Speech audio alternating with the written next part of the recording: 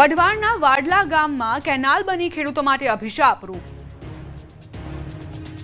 કેનાલો ખેડૂતો માટે આશીર્વાદ સમાન હોય છે, પરંતુ સુરેન્દ્રનગરના વઢવાણ તાલુકાના વાડલા ગામમાં અભિશાપરૂપ બની ગઈ છે। વાડલા ગામ પાસેથી પસાર થતી કેનાલમાં ગાબડા અને લીકેજના કારણે આસપાસના ખેતરોમાં પાણી ભરાઈ ગયા છે, જેથી અહીં રહેતા ખેડૂતોને નુકસાની ભોગવવાનો વારો આવ્યો છે। અંદાજે 30 થી વધુ ખેડૂતોની 200 વીઘાથી વધુ જમીનમાં પાણીનો ભરાવો થયો છે। કેનાલનું પાણી ફરી વળતા ખેડૂતોને રડવાનો વારો આવ્યો છે। આ અંગે અનેક વખત નર્મદા વિભાગના અધિકારીઓ સહિત સ્થાનિક ધારાસભ્ય અને રાજકીય આગેવાનોને રજૂઆતો કરવા છતાં મુખ્ય કેનાલનું રિપેરિંગ કરવામાં આવતું નથી। નર્મદા વિભાગના અધિકારીઓ સ્થળ પર મુલાકાત લેવાના બદલે કારમાં જ બેસીને ખેડૂતોની વાત સાંભળી રવાના થઈ જાય છે, જેથી ખેડૂતોમાં રોષ છે।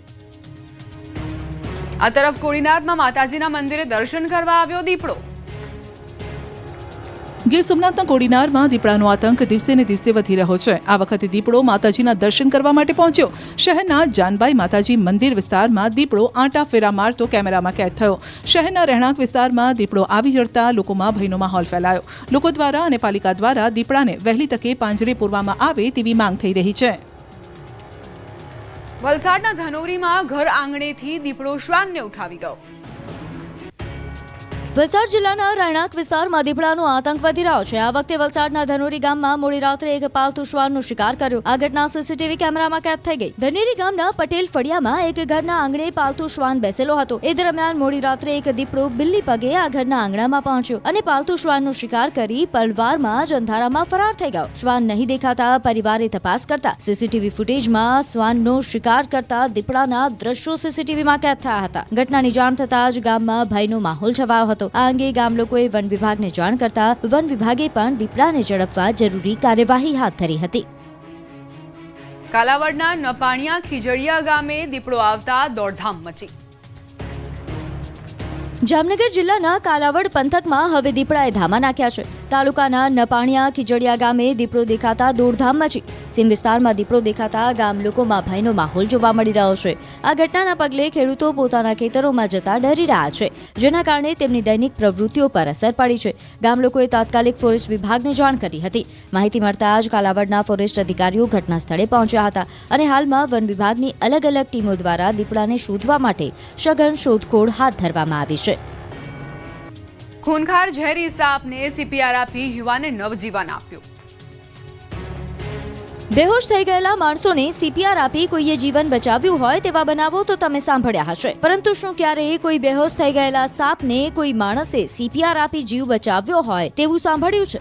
જી હા, આવો જ એક બનાવ વલસાડ જિલ્લાના નાના પોંઢાના આમધા ગામમાં બન્યો છે। ગામના નિશાળ ફળિયામાં આવેલા એક ખેતરમાં ખેત મજૂરો કામ કરી રહ્યા હતા। આ દરમિયાન શિકારની શોધમાં આવેલો એક સાપ ખેતરની બાજુમાં આવેલા વીજ થાંભલા પર ચડી ગયો। ઉપર ચડતા જ સાપને અચાનક કરંટ લાગ્યો, જેના કારણે તે થાંભલા પરથી નીચે પટકાયો હતો। આ દ્રશ્યો જોઈ મજૂરોએ આ અંગે આ વિસ્તારના જીવદયા પ્રેમી મુકેશ વાયાડ નામના એક યુવકને જાણ કરી। બનાવની જાણ થતાં જ આ યુવક તાત્કાલિક સ્થળ પર પહોંચ્યો હતો અને થોડી પણ ક્ષણનો વિલંબ કર્યા વિના યુવકે આ સાપને હાથમાં પકડી પોતાના મોઢાથી સાપના મોઢામાં સીપીઆર આપવાની શરૂઆત કરી। 25 મિનિટથી વધુ સમય સુધી આ યુવકે હિંમત હાર્યા વિના આ સાપને સીપીઆર આપ્યું હતું અને આ યુવકની મહેનત આખરે રંગ લાવી અને સાપના શરીરમાં હલચલ શરૂ થઈ અને થોડી જ વારમાં સાપ સ્વસ્થ થઈ ગયો હતો અને ત્યારબાદ આ યુવકે સાપને ફરી પાછો મુક્ત કરી દીધો।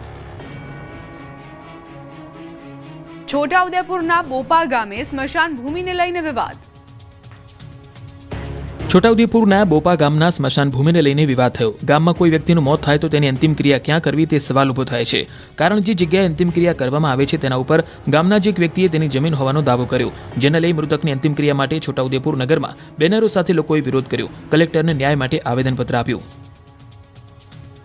સુરતના કીમમાં રિક્ષા ચાલકો ઉતર્યા હડતાળ પર। સુરતના કીમ ચાર રસ્તા ખાતે રિક્ષા ચાલકો હડતાલ પર ઉતર્યા। કોસંબા પોલીસની પાલોદ આઉટ ચોકીની બહાર મોટી સંખ્યામાં રિક્ષા ચાલકો બેસી ગયા હતા। કીમ ચાર રસ્તા ખાતે રિક્ષા સ્ટેન્ડ ન હોવાથી રિક્ષા ચાલકોને ભારે હાલાકી ભોગવવાનો વારો આવે છે। રિક્ષા ચાલકો રસ્તા પર ઊભા રહેતા પોલીસ મેમો ફટકારે છે, જેને લઈ સુરતના રિક્ષા ચાલકોએ રિક્ષાના પૈડા થંભાવી દીધા। રિક્ષા ચાલકોની હડતાલથી મુસાફરોને હાલાકી પણ પડી। જો કે કોસંબા પોલીસે રિક્ષા ચાલકોને રિક્ષા સ્ટેન્ડ મળશે તેવી બાંહેધરી આપતા હડતાલ સમેટાઈ। છોટાઉદેપુરના લોકો લારીઓ પરથી ખાતા પહેલા સાવધાન, આરોગ્ય વિભાગે તવાઈ બોલાવી। છોટાઉદેપુરના લોકો બહારનું ખાતા પહેલા સાવધાન. લારીઓ પર ભેળસેળિયું વેચાતું હોવાનું સામે આવ્યું. વિવિધ ફરિયાદ બાદ આરોગ્ય વિભાગની ટીમે ખાણીપીણીની લારીઓ પર તવાઈ બોલાવી. નગરપાલિકા દ્વારા ખાણીપીણીની લારીઓ પર ચેકિંગ હાથ ધરાયું. ચેકિંગ દરમિયાન મળેલ અખાદ્ય સામગ્રી જપ્ત કરી નષ્ટ કરવામાં આવી. નગરપાલિકાએ ખાણીપીણીના લારી ધારકોને દંડ ફટકાર્યો.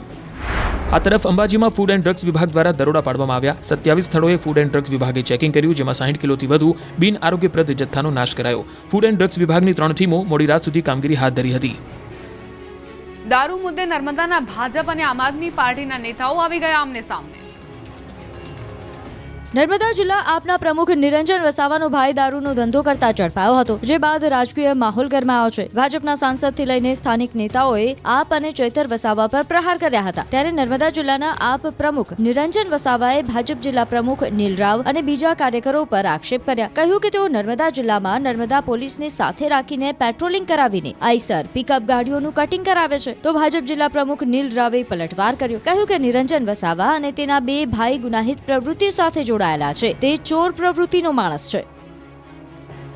પાટણમાં યુપીના રાજ્યપાલ આનંદીબેન પટેલે ગાયનું મહત્વ સમજાવ્યું.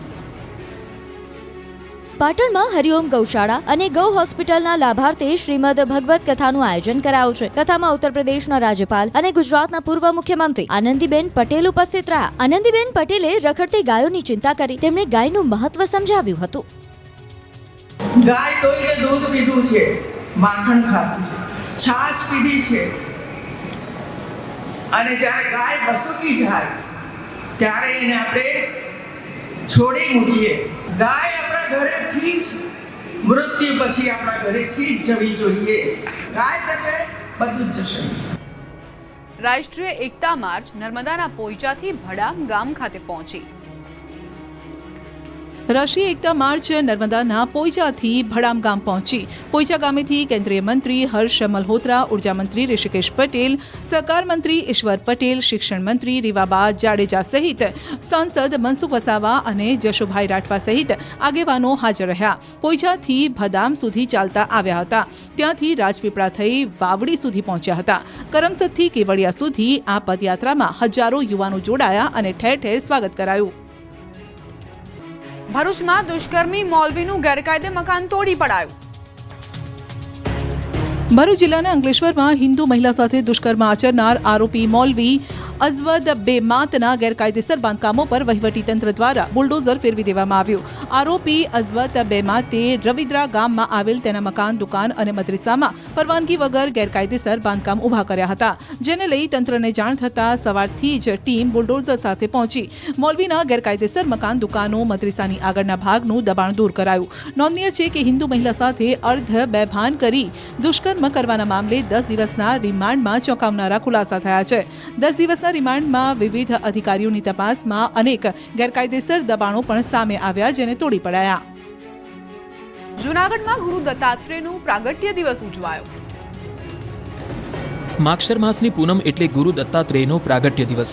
ત્યારે આજે ગિરનાર અને ભવનાથ તળેટીમાં ગુરુ દત્તાત્રેયના પ્રાગટ્ય દિવસની ભવ્ય ઉજવણી કરવામાં આવી. આ ઉજવણીના ભાગરૂપે ગિરનારના પગથિયા પર ત્રિગુણેશ્વર મહાદેવ મંદિરથી ભગવાન ગુરુ દત્તાત્રેયની પાલખી યાત્રા નીકળી. ત્યારબાદ સમગ્ર તળેટીમાં ફર્યા બાદ મૃગીકુંડમાં સ્નાન કરીને ફરી ત્રિગુણેશ્વર મહાદેવ મંદિર પરત પહોંચ્યા હતા. ત્યારબાદ સાધુ સંતોનો ભંડારો યોજાયો, જેમાં ધાબળાનું વિતરણ કરવામાં આવ્યું. ભવ્યથી ભવ્ય પાલખી યાત્રામાં મોટી સંખ્યામાં સાધુ સંતો તથા નગરજનો પણ જોડાયા હતા.